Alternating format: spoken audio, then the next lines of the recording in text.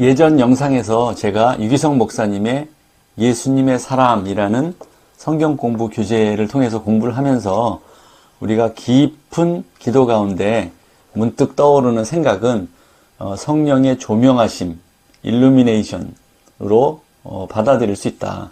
하나님의 음성으로 우리가 받아들일 수 있다라는 영상을 한번 찍었었는데요. 이것이 너무 과하게 남용돼서는 안 된다 하는 생각을 또 해보게 됩니다. 하나님을 아는 지식이라는 유명한 책이 있는데요.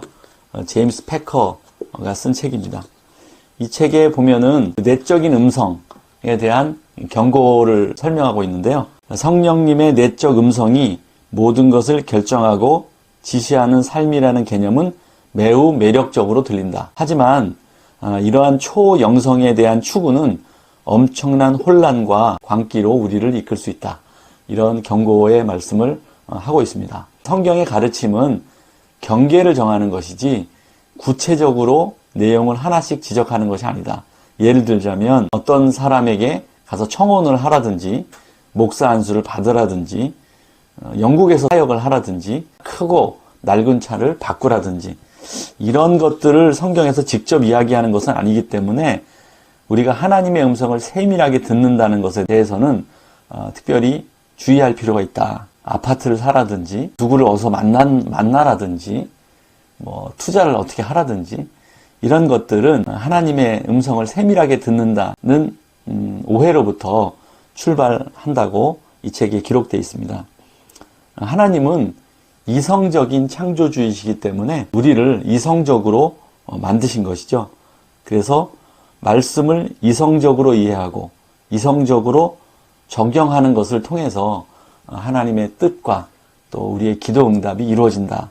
이렇게 쓰여 있습니다. 실제로 하나님이 우리에게 내적 충동을 주시는 경우가 있는데 거기에 대부분은 우리가 죄를 짓지 않도록 또 육신을 따라 살지 않도록 경고할 때 내적 충동을 주시고요. 또는 우리가 소명적 결정을 할 때 그럴 때 우리에게 내적 충동을 주신다. 이렇게 이 책에는 기록이 되어 있습니다. 또한 우리가 번영, 또 성장, 성공만을 추구하는 것에 대한 오류를 벗어나야 된다. 기도를 하더라도 그 기도의 응답이 고난으로 이어지는 경우가 많은데 항상 번영과 성공과 성장으로만 연결시키는 우리의 태도가 좀 문제가 있다 하면서 예를 몇 가지 들었는데요. 사도 바울이 밤중에 꿈을 꿔서 마게도냐 사람이 이리로 오라 하는 그 꿈을 꾸게 되지 않습니까? 그러면서 그 꿈을 가지고 하나님의 음성으로 듣고 헬라로 건너갔다가 바로 빌립보 감옥에 갇히게 됩니다.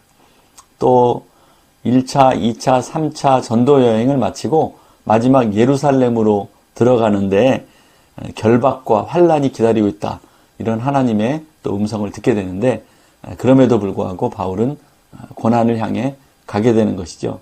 예수님이야 말할 것 없죠. 하나님의 인도하심으로 순종하였는데 결국은 십자가로 이끌려 가셨던 것 아니겠습니까? 마지막으로 하나 예화가 나오는데요. 우리가 잘 아는 짐 엘리엇, 에콰도르로 선교를 갔다가 순교하게 된 그 짐 엘리엇의 아내이자 또 작가인 엘리자벳 엘리어트가 남편을 죽인 그 에콰도르 부족에 직접 찾아가서 그 사람들의 언어로 성경을 번역하는 그런 일을 했다고 합니다. 정말 8개월 동안 혼신의 힘을 다해서 번역 작업을 하던 그 서류처를 도난당했다고 합니다. 그래서 그 8개월 동안의 수고가 전부 허사가 되어버렸는데 그때 이 엘리자벳 엘리어트가 쓴 글입니다.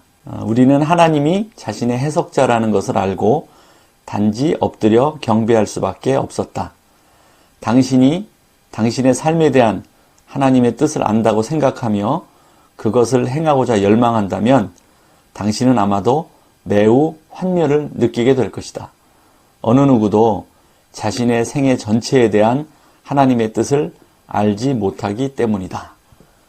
우리가 기도하면서 때로 하나님의 뜻을 알기 위해서 또 세밀하게 하나님께서 우리를 간섭해 주시기를 원하면서 응답을 받으려고 너무 노력하다 보면 자기 생각과 자기 주관과 자기 판단이 하나님의 뜻과 혼재돼서 우리 삶을 엉뚱한 방향으로 이끌 수 있다.